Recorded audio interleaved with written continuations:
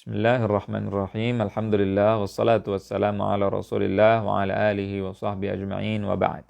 Qala al-muallif rahimahullahu taala at-tasi'u, hal ke-9 yang membatalkan keislaman seorang muslim adalah man i'taqada anna ba'dhan nas la yajibu alaihi ittiba'un nabiy sallallahu alaihi wasallam wa annahu yas'uhu al-khuruj an syari'atihi sallallahu alaihi wasallam kama wasi'al Khadir al-khuruj an syari'ati Musa alaihi salam fahuwa kafir.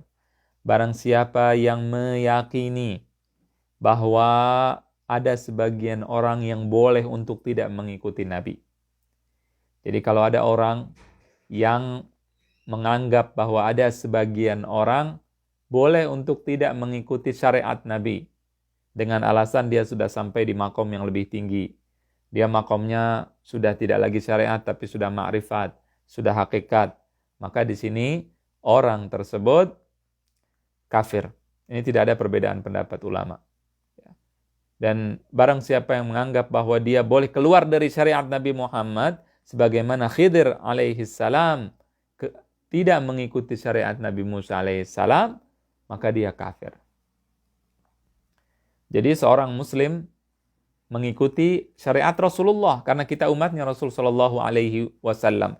Kalau orang itu tambah naik derajatnya, dia harusnya tambah banyak ibadahnya, itu secara logis. Bukan sebaliknya. Tambah naik makom, tambah naik derajat, malah tidak mau sholat, malah tidak mau bayar zakat, malah makin nyeleneh, malah makin kurang ajar bicaranya. Tidak seperti itu. Jadi seseorang ketika dia tadinya adalah orang awam, kemudian jadi kiai atau jadi ustadz, maka yang seharusnya terjadi adalah ibadahnya dia semakin banyak. Harusnya seperti itu. Bukan malah dia meninggalkan sholat. Minimal kalau tidak bisa semakin banyak ibadahnya, dia tidak nyeleneh. Ya, dia mengakui kekurangannya. Bukan malah sebaliknya. Dia menganggap bahwa dirinya telah sampai di derajat yang tinggi, padahal dia tidak melakukan syariat.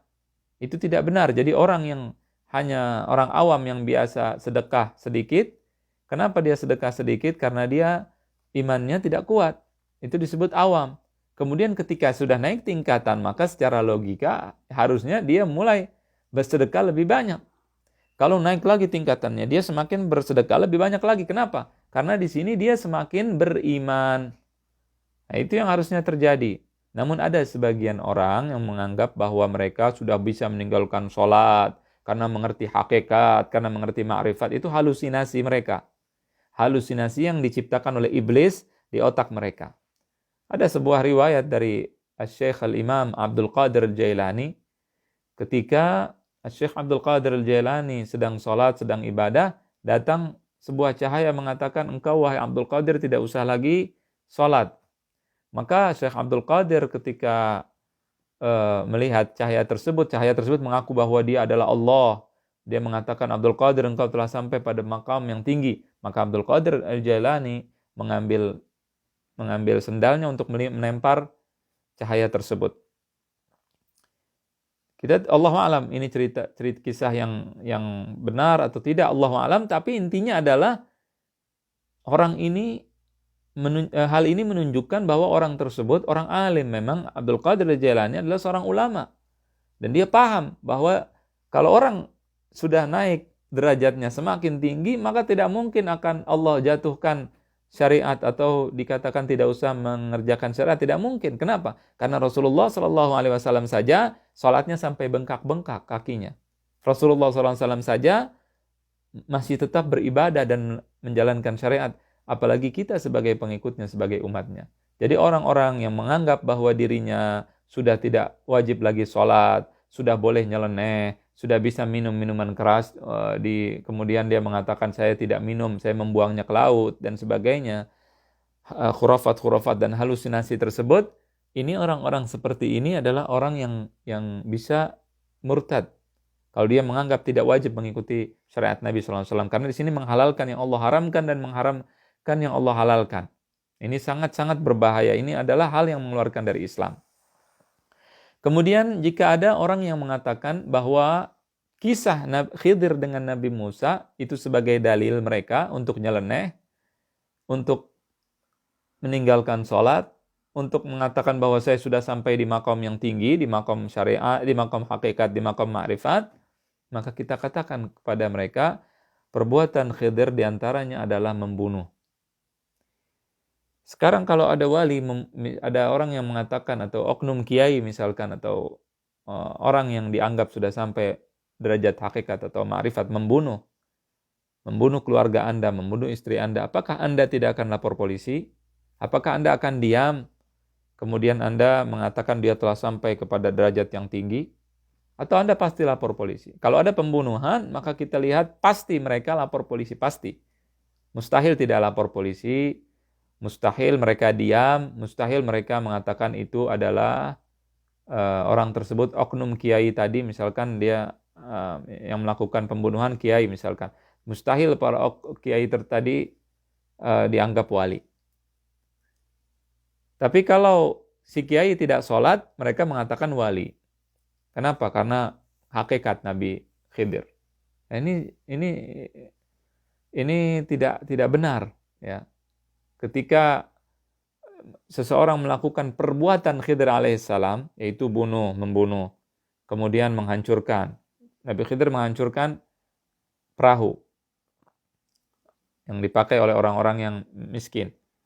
Maka di sini ketika ada orang yang menghancurkan sesuatu, kemudian ada orang yang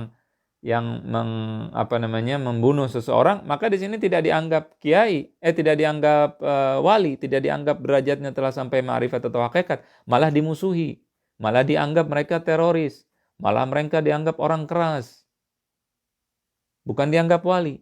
Tapi ketika meninggalkan sholat, ketika mabuk, ketika mengatakan hal-hal yang nyeleneh, dianggap wali. Nah, ini tidak benar. Pertama, kita lihat contoh-contoh yang dilakukan Khidir tidak dipraktekkan. Ya, kalau Anda mengatakan orang yang meninggalkan sholat sampai derajat ma'rifat, tapi ada orang yang membunuh tidak mau Anda katakan sampai derajat ma'rifat, di sini Anda telah kacau cara berpikir Anda. Ya, karena memang Khidir alaihi salam tidak melawan syariat sama sekali. Nabi Khidir tidak melawan syariat.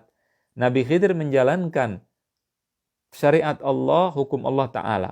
Allah yang memerintahkan dia untuk membunuh dengan tujuan agar anak tadi tidak melakukan hal-hal yang menjelekkan atau hal-hal yang jelek untuk orang tuanya di masa yang mendatang. Itu adalah rahasia Allah.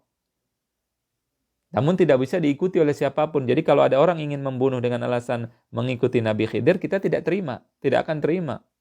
Dan kita akan laporkan polisi, kita akan hukum dia. Tidak mungkin, tidak boleh orang membunuh dengan alasan saya Khidir. Sama, tidak boleh ada orang yang meninggalkan sholat dengan alasan saya ikutin Khidir. Kalau Anda mengatakan itu boleh, tapi membunuh tidak boleh, ini Anda di sini tidak adil. Ya, tidak jelas cara berpikir Anda. Dan juga ketika Nabi Khidir menghancurkan perahu karena rahasia Allah dan perintah Allah dan mengikuti syariat Allah. Kemudian Anda kalau ada orang menghancurkan diskotik, Anda marah. Anda mengatakan tidak boleh. Nah, bagaimana orang yang menghancurkan diskotik itu mengatakan saya ikuti Nabi Khidir? Anda tidak akan terima. Tapi kalau ada kiai minum minuman keras, Anda bilang buang air ke laut misalkan, maka di sini Anda tidak jujur dan Anda punya pemikiran yang kacau balau. Jadi intinya adalah Nabi Khidir alaihissalam tidak keluar dari syariat Allah Ta'ala. Nabi Khidir dengan Nabi Musa syariatnya berbeda karena pada zaman dahulu para nabi diutus kepada kaum masing-masing dan punya syariat. Syariat artinya adalah cara beribadah masing-masing. Adapun kita umat Nabi Muhammad maka semuanya mengikuti syariat Rasulullah dan semuanya wajib mengikuti ajaran Allah dan Rasulnya Shallallahu Alaihi Wasallam. Bagi siapa yang mengatakan sholat tidak wajib maka dia hukumnya kafir tanpa ada perbedaan pendapat ulama. Walaupun apapun alasannya, ya alasannya dia sudah sampai ma'rifat atau hakikat tidak diterima. Allahu a'lam. Sallallahu wasallam wa baraka ala nabiyina Muhammad wa ala alihi washabihi ajma'in.